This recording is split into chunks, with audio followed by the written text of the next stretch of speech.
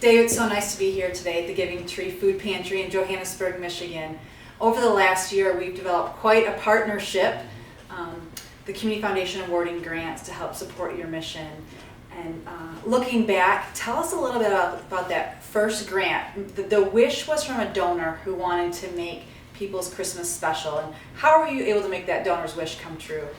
Well, we had been in contact with the school over here, and one of the things that they really wanted to do was make sure that students had enough food for Christmas. And so it was just the coolest thing. We had a bunch of students that came through who were in need, and they came through, they were able to pick out different food items from the pantry. And the coolest thing about it was they were walking through, they were getting what they needed, but then all of a sudden, most of the kids, I'd say like 95% of the kids would come through.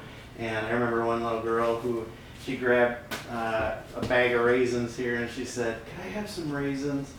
And it wasn't for her. She said, "My dad would love raisins." Aww. And she was so excited about being able to get her dad some raisins, so it was just a really neat experience. Just the simple things, yeah. And again, we appreciate that because the Arbutus Beach JAC Fund, that was their wish, and we need partners like you to make those donors' wishes come true.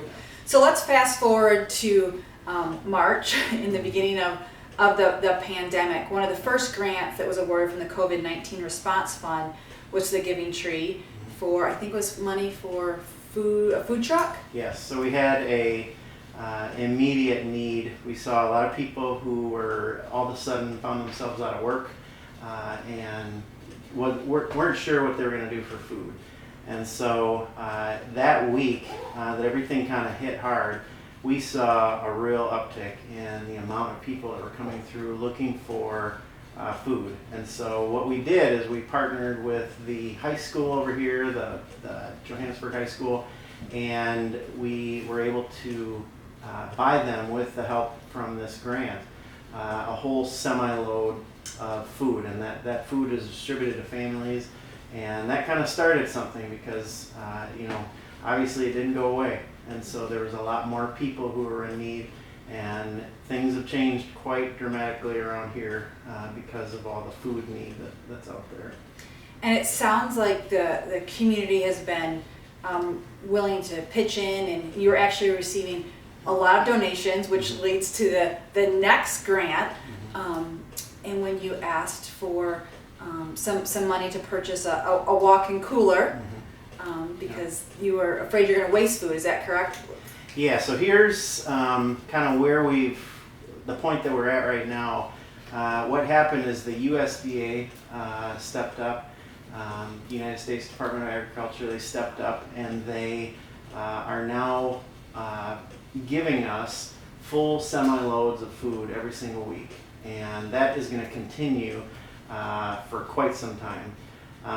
And so we've had different areas reach out to us from around here who have said, "Hey, Giving Tree, can you help us give out food to people in need where we're from?" And so we've kind of become this hub for food distribution.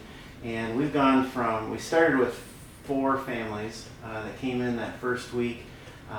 We got a phone call from the Michigan State University Extension Office that we want to deliver some bread from Panera, and would you guys be willing to do that? We had 4 families come in that week, and it just started this whole thing. Now that went up. COVID, we saw 50 to 80 to 100, and now we've got over 500 families that we're feeding every single week through this little pantry out here. And it's just amazing to see, but we need, what happens is we get all this food in, and it all goes out, but during the transition, when the food truck is done delivering, we might have 20 cases of dairy product left over.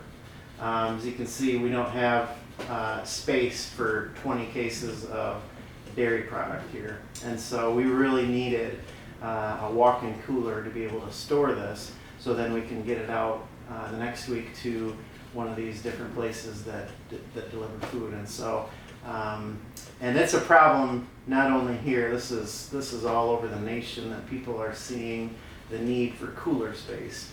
And so, freezer space is next. We do a lot of frozen meat that comes in here that needs to be refrigerated.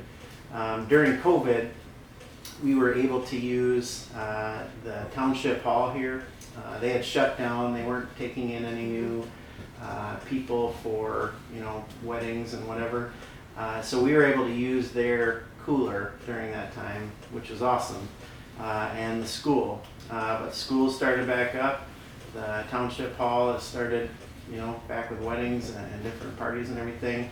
And both of them had said, "Hey Dave, sorry to give you the bad news, but we don't have, this cooler space available."